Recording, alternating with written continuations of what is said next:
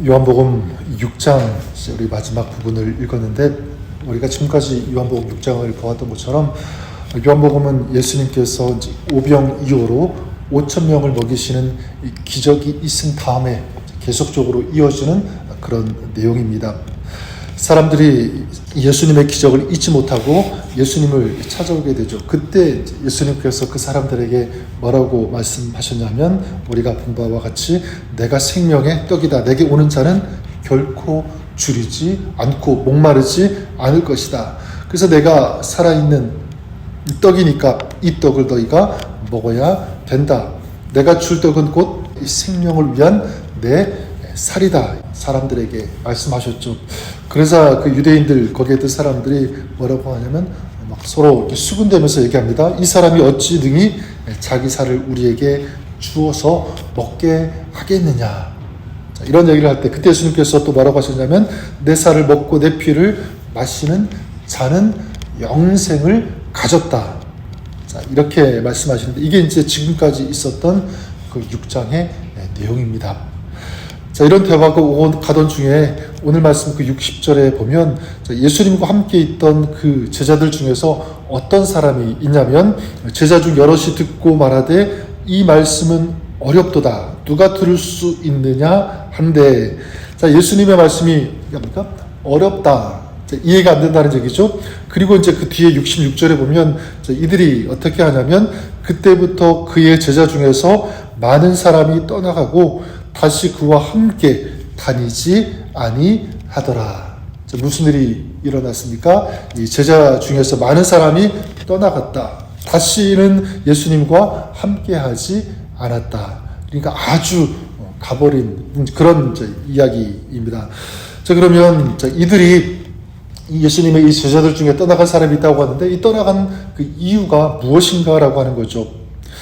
예수님의 이 말씀이 그들의 얘기처럼 정말 너무 어려워서 떠나간 것일까? 저는 그렇게 생각하지 않습니다.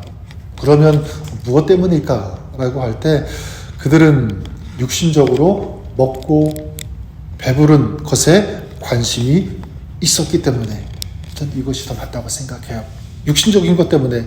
예수님께서 오병이어의 기적을 행하신 다음 있었던 그 일이니까 그들의 그 마음속에는 계속 뭐가 떠올랐던 거죠? 이 오병이어의 기적, 마음껏 먹고 배불렀던 그것을 쫓고 싶고 추구하고 싶었던 그런 마음이 있었다는 거죠. 그것이 바로 예수님을 따르고 좇은 이유였는데, 근데 예수님께서 뭐라고 말씀합니까? 내가 떡이다. 내가 생명의 떡이다. 내 살은 참된 양식이고 내 피는 참된 음료. 그리고 내 살을 먹어야 된다. 내 피를 마셔야 된다. 자, 이런 식으로 말씀하니까 그들이 실망한 거죠. 그리고 결국은 예수님을 떠나가 버린 것입니다. 저는 예수님을 쫓아봤다가 다시는 안 오겠다고 하는, 그리고 떠나버린 이 제자들, 이 사람들을 보면서 이런 생각이 들었습니다. 이 사람들은요, 제자들처럼 보이지만 사실은 제자가 아니다. 어쩌면 이 사람들은 그냥 그 주변에 있었던 수많은 많은 사람들, 무리들 중에 한 사람들이 아니었을까, 이런 생각을 해보게 됩니다.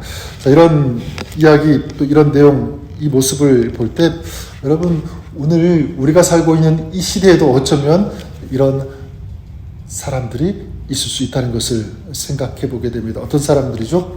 믿는다고는 하지만 정말 믿음과 상관이 없는, 거리가 먼 어떤 그런 사람, 그렇게 살아가는 사람이 있을 수 있겠죠. 또한 더 나아가서 스스로 자기는 제자라고 하지만 정작 제자가 아닌 그냥 무리로 살아가는 사람들도 있을 수 있다는 것을 생각해 보지 않을 수 없습니다. 저는 저와 여러분들이 세상의 기준으로 그리스도인이 아니라 정말 주님께서 보실 때 참된 그리스도인으로 인정받는 그런 삶을 살아가시는 우리가 되었으면 좋겠습니다. 또한 자기 스스로 나는 제자다 그렇게 인정하는 것이 아니라 주님께서 보실 때 너는 나의 참된 제자다 이렇게 인정받을 수 있는 그런 진정한 이 참된 제자의 삶을 살아가는 저와 여러분 우리가 될 수 있기를 주님의 이름으로 간절히 축원합니다.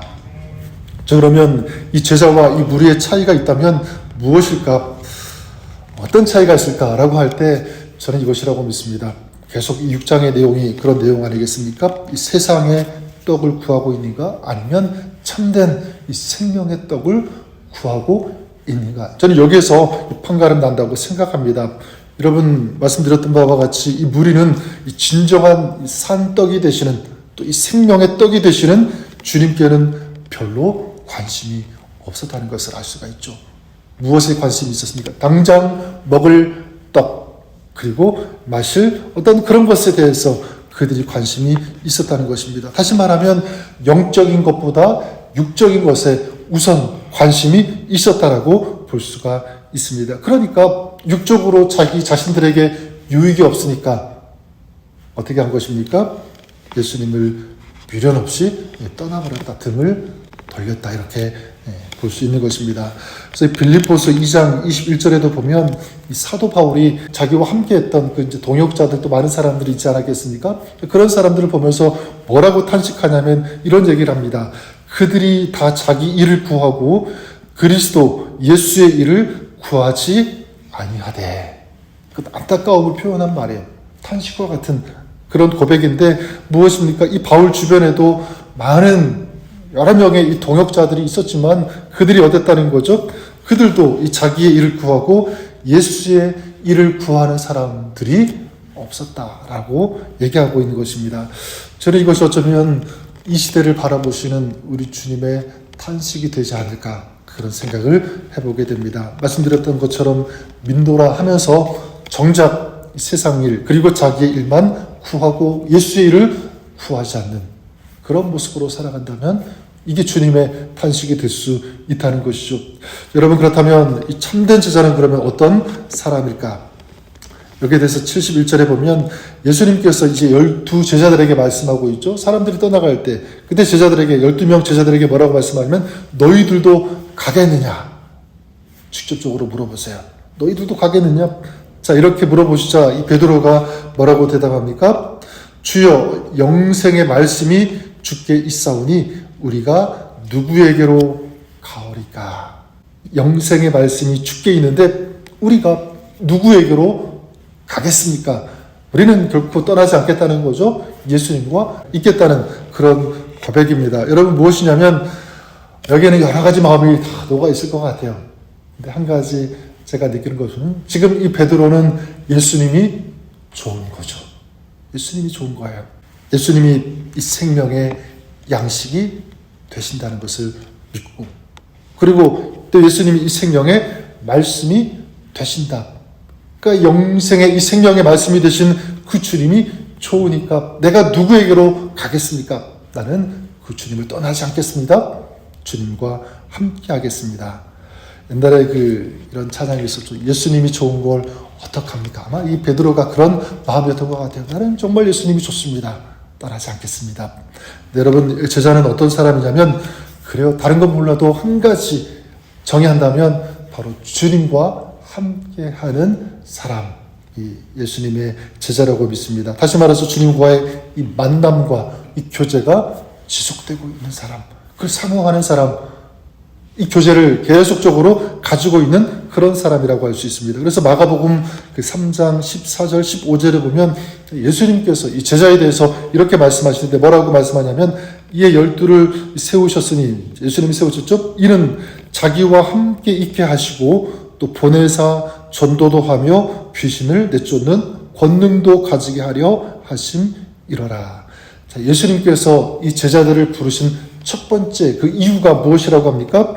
그 뒤에 전도도 하고 귀신을 내쫓는 권능도 주시기 위해서 그들을 부르셨지만 가장 첫 번째 나오는 그 이유 그게 무엇입니까? 이는 자기와 함께 있게 하시고 이렇게 제자들을 부르신 이유입니다. 주님은 이 제자들과 함께 있기 위해서 그들을 부르셨다는 거죠. 그렇다면 제자가 어떤 사람입니까? 다른 큰 일, 어떤 대단한 사역 이런 것들을 하는 것이 제자가 아니라 가장 첫 번째는 주님과 함께 있는 사람, 이 사람이 제자입니다. 그렇다면 여러분 우리가 우리 자기 자신을 점검해 볼 수가 있겠죠. 나는 정말 참된 제자인가? 라고 할 때 여러분 점검해 볼 수 있습니다. 나는 무엇을 추구하고 있는가? 나는 주님과 진정으로 교제하고 있는가? 함께하기를 사모하고 있는가? 전 여기에서 참된 제자, 그렇지 않은 이 제자가 판가름 난다고 생각합니다. 여러분, 저는 다시 말씀드리지만 정말 주님께서 원하시고 기대하시는 그런 참된 제자의 삶을 우리가 살아갈 수 있었으면 좋겠습니다. 그러기 위해서 우리가 결단해야 되는데 이것입니다. 바로 주님과 만나는 시간의 결단이에요. 주님과 더 영적인 이 교제를 가지는 것. 그래서 하나님 말씀을 읽고 묵상하는 것. 이것도 하나의 방법이 될 수가 있겠죠. 또 예배를 통해서, 기도를 통해서 우리 주님을 만나는 것도 좋은 방법일 수 있습니다. 그래서 공적으로 같이 예배를 드리고 같이 기도하는 이런 시간도 중요하지만, 필요하지만 또한 이 개인적인 이 경건의 시간이 있어야 된다. 주님과의 그 1대1로 만나는, 교제하는 그런 시간, 이런 시간을 가지는 사람. 여러분, 이게 억지로 해야 되니까 의무적으로 책임 때문에 하는 것이 아니라 저는 이 시간이 좀 좋아야 된다고 생각해요. 좋아서.